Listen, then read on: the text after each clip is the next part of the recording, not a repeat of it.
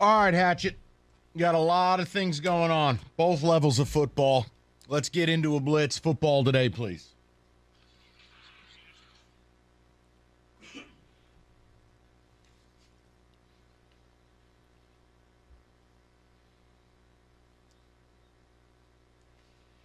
All right, David, what do you got for me?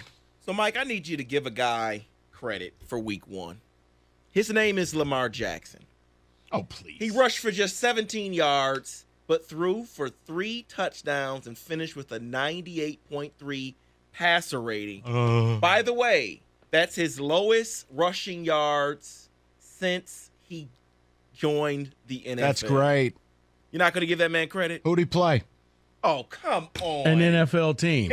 Thank you, Are Rico. the Jets an NFL team? Yes, I would they question are. that. You know what? You're biased because you're New York and you think everything Jets is Division II. Bottom line, David, my opinion on Lamar will not change until I see him have success in the playoffs with his arm. David, I'm sorry. I can't. Yeah, great. You beat the Jets and Joe Flacco in week one. He did his job, Mike. Kudos. Then you pay him $50 million a year. Don't look at me. I'm not the owner. So here, let's talk about this story because there's a game on Amazon Prime tonight, Thursday night football between the Chargers and the Chiefs. Can't wait. But J.C. Jackson, a cornerback for the Chargers, is a game-time decision for tonight's game. But that's not the story. I found it strange that the reason why he's out or game-time decision is because he underwent surgery recently to remove an extra bone in his ankle. What? He had an extra bone in his ankle, so they went in there, took it out, and he's recovering from it. And this was never a problem before when he became a Pro Bowl level corner. That's what I wondered. What? Why would Why you? all of a sudden in the Chargers, now he needs it. I mean, unless it's hurting you, why not just leave it in there? He said it was hurting him. It was becoming more of a pain than it ever had before. We couldn't do this in the off season. I agree. We waited until now. I mean, I'm glad for him not being in pain, but timing. Fascinating. Could have did this in July, right? I found it strange. So let's talk about Amazon Prime tonight. First game, Thursday night football. Do you think that the NFL will be still king tonight? You think people are going to have a lot of trouble finding this game? I always say that, and then the streaming numbers for Texas and Alabama come out, and you're like, nope, people found football. It sounds lazy, but I almost feel like the NFL, Chiefs, Chargers, the what sports betting has done to people wanting to watch games. David, I just feel like they'll find it. Plus, you were calling around earlier, so Drunky McDrunkerson over there could go watch the game. David was canvassing bars that are going to be showing it. I was canvassing bars. I was calling major establishments, and I was also calling his place that it will not air the game tonight. We were trying to find you a place that's going to show you your football. We're trying to help the masses, even if it means sacrificing customers. We're helping all of you.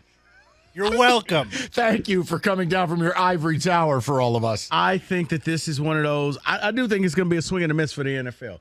Yeah, they do a lot of things great. They're cutting edge. They're innovative.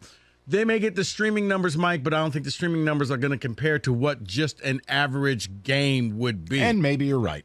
Here, you know what I think their numbers will probably rank right up there with like NBA games. Yeah, but you know the other problem I have? I'm excited because it's early in the season and it's Chiefs-Chargers, but I don't need Thursday night football. I keep going back to this. I'm happy with my Sunday slate and Monday night, and we're good. But, Thursday night football, Thanksgiving Day, and maybe at the end of the season. And I like the opening week. Everybody does. Labor Day. But, I don't need it all the time because it almost makes it seem like it's football every day. You get Tuesday and Wednesday off. Well, that's for college. Right, that's where we need. Like, tonight would be a good Louisville, Florida State, Thursday night to Rico on the call. Yeah. That's what I need. You are constantly trying to get Rico back on Thursday night college. Listen. I wonder how many people are going to just end up watching He owes us a favor because I picked Syracuse to beat Purdue. Now go call a college game. Then you also, what did you call Syracuse one time? And he checked you on that? It's an inflated condom with a hole in it. There we go. You want to talk about so good. You want to talk about a dump of an arena? Go ahead. You don't like the Carrier Dome? I mean, I saw a basketball game there. It's also a very snooty school. David, please. Really? Oh, People my from God. Syracuse? Woo! Snooty? Oh, yeah. I did not know that. Very. Every Syracuse grad that I know who told me they went to Syracuse didn't seem snooty. Yeah, you find out in the first two sentences. I went to Newhouse. Oh, blow it out your ass. David, what do you have? Rico, Not enough. This next story's for you. Let's talk about Brett Favre for a second. Oh, boy. The newly released text messages show that former Mississippi governor and Brett Favre and others worked to channel at least $5 million of the state's welfare funds to build a new volleyball stadium at Southern Mississippi, where his daughter plays. When are we just going to establish Brett Favre's a bad guy? You know what? Yeah. Here's what's I mean, happening. can we just do that? I mean, honestly, yeah, they both should be in jail. You robbed from the poorest state in the union. What was the example you used with me off air? Mike and I walking down the street seeing a homeless man saying, "Hey, Mike, you want to take his shoes?" Yeah. You're exactly right. Yes. Right. It's like, this is the poorest state in the union, and you robbed them. And I don't want to hear misappropriation of funds, because that's just the rich people way of saying I took from the poor. Okay? You stole. You deserve to go to jail. Oh, and then it'll he was- never happen. Then he was sending the unsolicited I'm not even- photos of the submarine jets, yeah. to the sideline reporter. Yeah, He's not a good guy. I'm not even going to talk about the stuff he sent to Jen. I'm talking about this. Who? What was her name? Jen. Oh, I'd see it's like he knows her personally or something. I said sideline reporter. He's got a, yeah. He sent it to Jen. I was on a flight with her once. Whatever. But this, I don't know her. This is, yeah, he should go to jail, because this is just bad. This is horrific. How do you sleep at night knowing what you did? And then when you read the text message, nobody's ever going to find out, right? That should be the hint you shouldn't do it. When you lead with, and no one's going to find out about this, correct? The worst part, beyond robbing poor people, he's bilking the funds to get a volleyball facility at Southern Miss because his daughter plays volleyball there. Like, you don't think they're going to, Connect the dots, flow right? chart this thing your way? No, because the government, hey, it's going to be private and nobody's going to figure this out. Okay, first of all, you two yahoos, put this in print in a text message. Thank you. This tells me neither one of you are that smart. Yeah, both should be off to jail.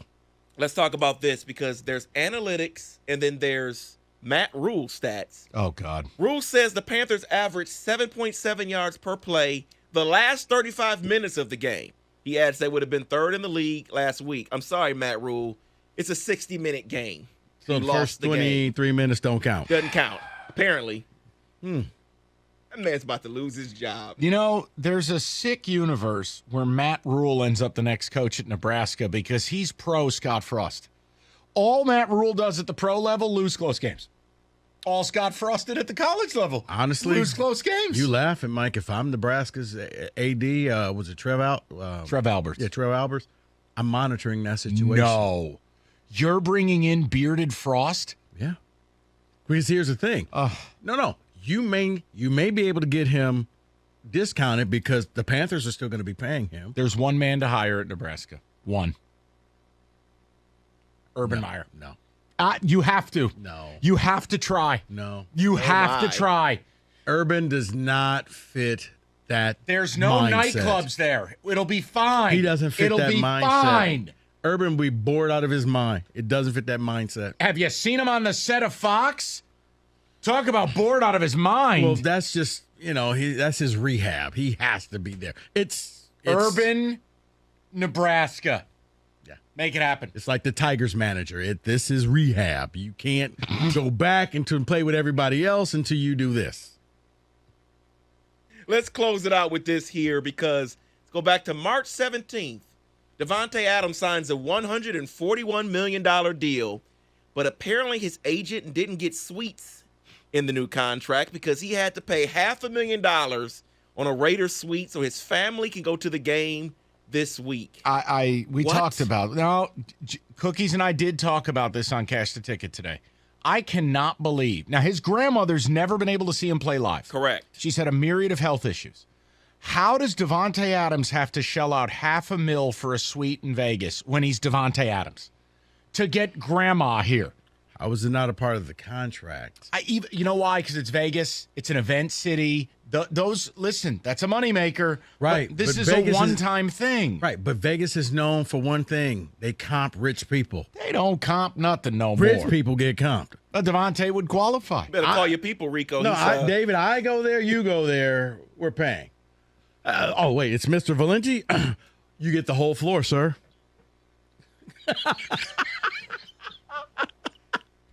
And that is today.